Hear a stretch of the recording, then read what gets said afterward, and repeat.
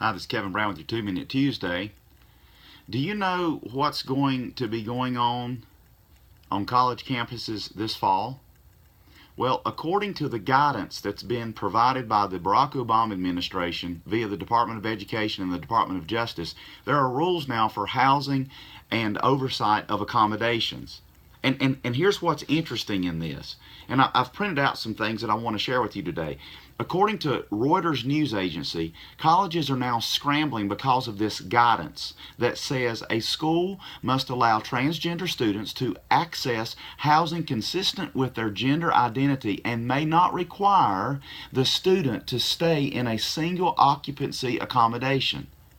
What does that mean? That means that if you've got a daughter going to college, she could be assigned a biologically male roommate in her women's dorm, and the college would be legally forbidden to notify her or confirm, if asked, that her masculine-looking roommate is biologically a male.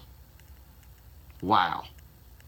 In other words, the transgendered student can't be forced to take a single room meaning by himself, unless they specifically request it. Now here's what's more.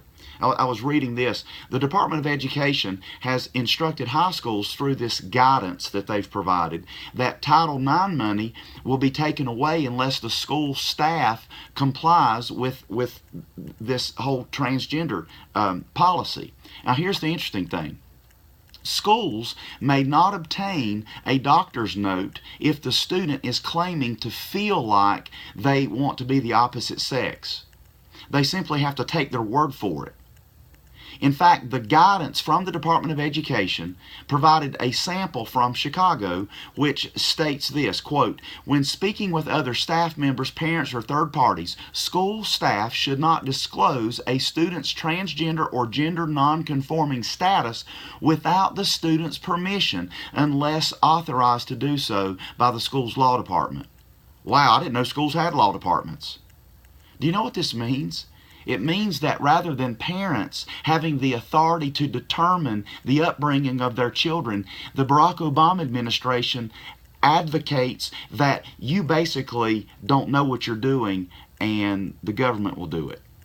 Thankfully, 13 states have made it crystal clear to the Obama administration that they're not going to listen to this guidance.